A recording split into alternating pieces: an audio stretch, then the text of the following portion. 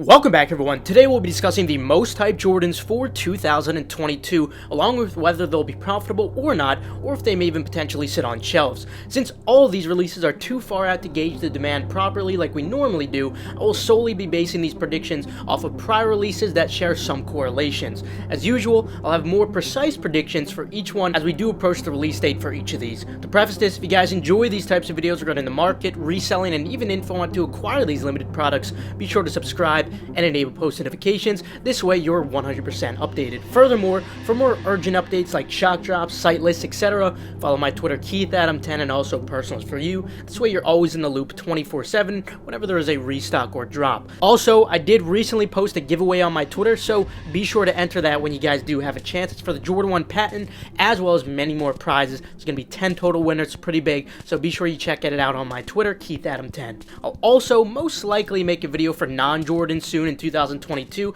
if you guys are interested. I just didn't want this video to go on too long for you all. So today we'll be going in chronological order for release dates for these, but just keep in mind that these dates are subject to change, which I will keep you guys updated on, and some of which don't even have dates. You should also expect many more to pop up throughout the year. Of course, I'll be keeping you guys updated. Kicking it off in just a few days on January 15th, after multiple delays, the Jordan 4 Red Thunder, also known as the Jordan 4 Crimson, will be releasing for $190. Now, I discussed the full resale predictions in depth in my recent How to Cop video. Check that out if you haven't already, and I'll also have even more precise predictions the day before the release in my seller hold video. But in short, you can expect these to be profitable with a good margin, larger size being the best for both men and grade school. Full throttle on these without a doubt. Also, we definitely need a pair for the toe. Next up, we have the Jordan 1 Marina Blue, which is dropping on January 22nd for $170 in the men's sizes and $130 for grade school. There's a good chance that these may get delayed to February 16th, although I'm not 100% sure yet. I'm expecting both to be profitable with a good margin, especially in the larger sizes. Don't expect anything like the patent bread, but still easy profit nonetheless. Then also this month, without a date yet, we may potentially be seeing the Jordan 9 Particle Gray release for $190. However, there is a chance that these may actually be delayed. Regardless, I don't have the best expectations for these considering the Jordan 9 in general don't tend to sell the best, but considering the Jordan 9 University Gold did recently resell for lunch money, I definitely do think that these have that same potential, at least in the larger size 10 and up, so definitely don't sleep on these, at least as of right now. Then on February 4th for $170, we may potentially be getting the Jordan 1 Varsity Red Women's. However, I do suspect that these may be delayed. Anyway, I'm definitely expecting these to be profitable with a good margin, especially in large sizes. I'm also hoping to get a pair for the toe. Let me know what you guys think about these. Then on February 11th for $175, the Jordan 5 Arctic Orange in women's will be dropping. Unfortunately, since it's a Jordan 5 low, with that alone, I'm not expecting these to be profitable. Personal only when it comes to these. Then on February 12th, or potentially the 22nd for $190, the Jordan 5 Racer Blue will be dropping. I wouldn't expect these to do any better than the Fire Red 5s or Raging Bull 5s that we saw recently, so if you have local buyers, you can make a little bit of lunch money off of these, but otherwise, at best, I'd expect only large sizes without tax to get you a couple of dollars profit with a poor margin. Nothing great. Moving on to February 18th, the Jordan 8 Roy Hachimura will be dropping for $225. Jordan 8s in general don't tend to garner notable demand, and the higher retail really does hurt the potential margin on these, but I do feel that these have potential for at least lunch money in the large sizes considering they are the first Roy Hachimura pair. I normally dislike 8s, but I'm actually a fan of these. Let me know what you guys think about this colorway.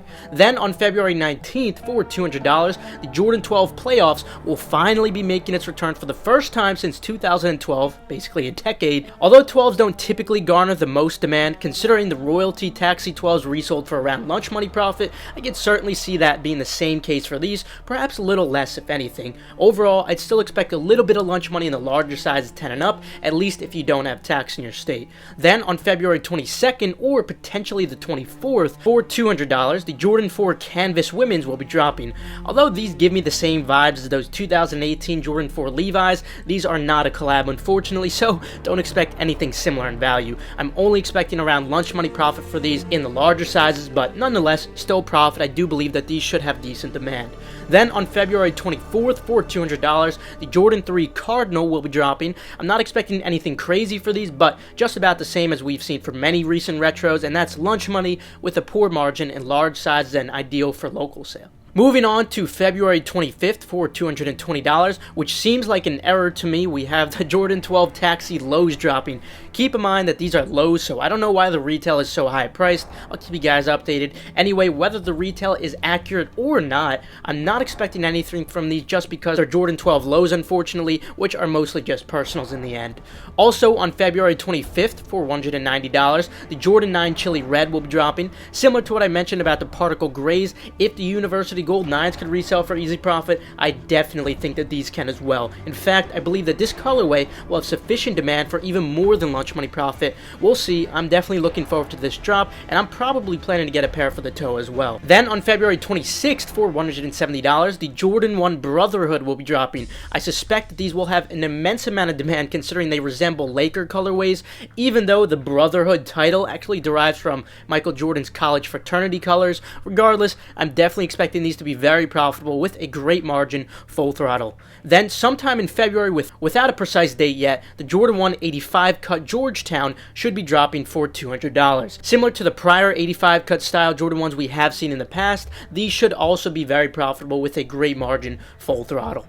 Then also in February, with no date at the moment, the Jordan 5 Jade Horizon should release for $200. Similar to the prior 5s we did discuss, I don't have high expectations for these, but definitely potential for lunch money in the larger sizes, especially if you don't have tax. As usual for retros, these will be ideal for local sales. As you can see, February is literally insane, and that was just Jordans alone. Make sure to subscribe for the full February release video. February is always one of the greatest, if not the greatest of every year, right next to December, while January is literally the worst month of the year always. Moving on to March, on the 5th for $210, the Jordan 6 UNC will be dropping. You'll tend to see that a lot of these Jordans are unfortunately going to $210 rather than the usual $200, which really sucks, but it seems it's going to be a regular thing now. Either way, although Jordan 6s don't always garner the best demand, I could definitely see these playing out like the Carmines did and potentially just slightly better depending on the stock. The UNC colorway garners immense demand, and this is definitely no exception, as this was certainly very well executed. Hence, I'd have to expect at least lunch money on these and potentially a little more in the larger sizes with a decent to good margin. I also am hoping to get a personal pair of these. I'm definitely a big fan of how these turned out. Let me know what you guys think though. Then on March 8th, or potentially the 22nd for $200, the Jordan 6 Mint Foam will be releasing. Unlike the 6s we just discussed, I'd have to say these are personal only at the moment. Then on March 12th for $170, the Jordan 1 Rebellionaire will be dropping. Just like the band ones, they have that X on the back, which is pretty cool. It's supposed to derive from when Jordan was fined multiple times for constantly wearing the Jordan 1 band, also known as the Jordan 1 bread, and he just continued to do so, and Nike just kept paying the fines, hence the name Rebellion. Regardless of the unique story, these don't look anything like the band ones, but I do still feel that there is going to be sufficient demand for profitability with a decent margin on these. They're certainly quite out there, so I'm not expecting anything too crazy, but we'll have to see. Moving on to March 19th for $210, the Jordan 4 Zen Master will be releasing. I'm honestly not too sure about these, but as of right now, I'm not expecting much. Lunch money in the larger sizes at best. Then on March 22nd for $200, the Jordan 13 Del Sol will be dropping. Like most 13s, I'd have to say personal only for these unless you do have local buyers and you don't have tax in your state. Also on the 22nd for $210, the Jordan 3 Canvas will be dropping. Similar to the Jordan 4s and potentially a tad worse. I don't have great expectations for these. There's not really much to them, and the retail is even higher than usual. I'd have to say mostly personal as of right now. As usual though, I'll have more precise predictions as we do get closer to the drop. Right now it's more or less just vague guess. Also on the 22nd for $210, the Jordan 7 Sapphire will be dropping. Like many Jordan 7s, I'd have to say personal only for these. In fact, you may be able to get these for under retail somehow in the secondary market, or maybe if they go on sale too. Then sometime in March, with no precise date, for $190, the Jordan 6 Midnight Navy should be dropping. There's really nothing too notable about these. As of right now, I'd have to say personal only, and you may be able to get them for below retail. We'll see though. Moving on to April, on the 2nd, we should be getting the Jordan 13 Brave Blue for $200. Like most 13s, I'd have to say personal only again for these at the moment, but don't sleep if you do want a personal pair. Then on April 8th for $225 each, we have the Jordan 2 Union in Gray Fog and also Rattan dropping. I know many people hate the Jordan 2, and that's fine, but considering what they had to work with, I definitely think that they did a great job on these, honestly. Furthermore, the recent Off-White Jordan 2s definitely helped bring back some demand for Jordan 2s in general. Hence, even with the high retail, I'm confident that this Union Union collab will once again be profitable with a great margin. Then on April 9th for $170, the Jordan 1 Heritage will be dropping. I definitely expect these to be profitable with a good margin, especially due to the similarities to the Chicago colorways. Moving on to the April 26th for $190, the Jordan 11 Low 7210 will be dropping. Like many 11 lows we've seen lately, I'd only expect around lunch money in the large sizes if you do have no tax, nothing too great. Then on April 29th for $225, the Jordan 2 A Ma Maniere will be dropping. Although this is a mock-up and we don't really know what it looks like just yet, I believe this will be a similar situation as to what I mentioned with the Unions, but perhaps a little lesser scale. So even with the high retail, I'd still expect these to be profitable with a good margin. Then on April 30th for $200, the Jordan 3 Desert Cement will be dropping. Considering their notable resemblance to the Black Cement 3s, the fact that those had immense demand and released quite a while ago, I can see these garnering sufficient demand for at least lunch money with a poor margin in the larger size, but not too much more than that. Also in April, without a precise date at the moment, the Jordan 11 Low Pure Violet Low should be dropping for $190. Similar to the last 11s we did speak about, I'd only expect lunch money in large sizes at best for these, mostly if you do have no tax. Also in April, without a precise date at the moment, the Jordan 5 Easter should be dropping. I'd say personal only for these at the moment, and you may be able to get these for under retail as well. Now, moving on to May, on the 7th for $190, we have the return of the Jordan 5 Green Bean. At the moment, I'd have to say personal only just due to the colorway likely not being able to garner notable demand, but don't sleep if you do want a personal, as these do have a little bit of history. Then on May 12th for $200, we have the Jordan 4 Infrared dropping. For those who have been collecting for a while, let me know if this pair reminds you of the green glow Jordan 4s. To me, it definitely does, and I think this was definitely well executed on this very iconic pair. They redesigned it perfectly in my opinion. I'm definitely expecting these to perform quite well, definitely profitable with a very good margin, full throttle, and we need a pair for the toe, you already know. Then on May 13th for $200, the iconic Jordan 3 Mocha will finally be making its return. Given the history behind these, as well as the recently increased demand on the Mocha colorway, I could definitely see these being profitable with a good margin, more than lunch money. Then on May 14th, the Jordan 1 Stage Haze will be dropping for $170. Lots of similarities between these and the Baron 1s and the Shadow 1s, so I definitely see these being profitable with a good margin. Then on May 20th, the Jordan 5 Low Clot will be dropping for most likely $200 or $220, but I'm not sure yet. Unfortunately, after the Sakai Clot collab, it became evident that Clot has been losing a bit of their hype, and Jordan 5 lows in general tend to carry quite literally no demand, hence I'm mostly expecting these to just be a personal pair only, especially if the retail is really high, unless people really just happen to love that glow in the dark. I might be completely wrong, I'm just really not too confident in these, unfortunately. Moving on to June 11th for $170, the Jordan 1 Volt will be dropping. Although the colorway is certainly out there, it is still a Jordan 1 high, hence I'd expect at least lunch money on these in the larger sizes, potentially even better, depending on how these actually come out, because again, this is just a mock-up like many of the sneakers we're discussing today.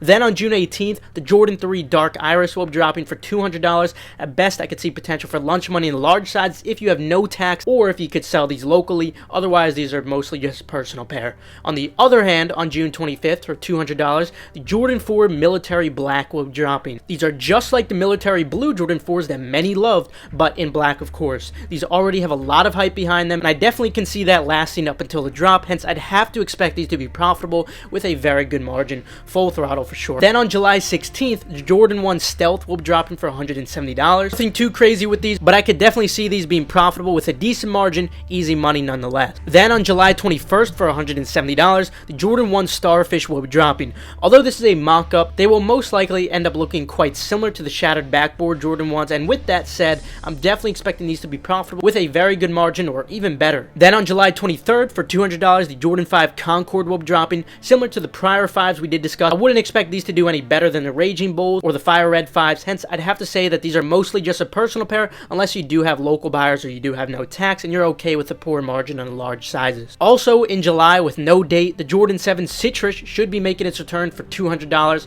Although these have some history, I'm not expecting much demand, unfortunately, especially considering it's a 7, hence I'd have to say mostly a personal unless you do have local buyers already.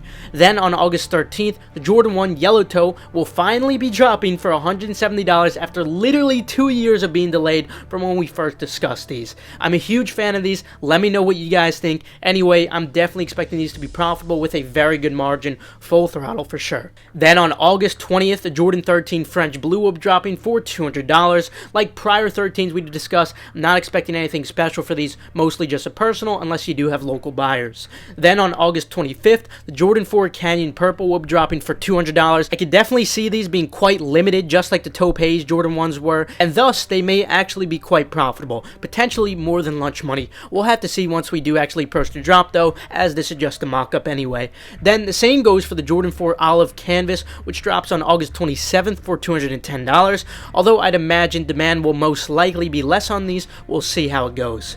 Then sometime in August, with no precise date at the moment, the Jordan 3 Fire Red with the Nike Air on the back for $210.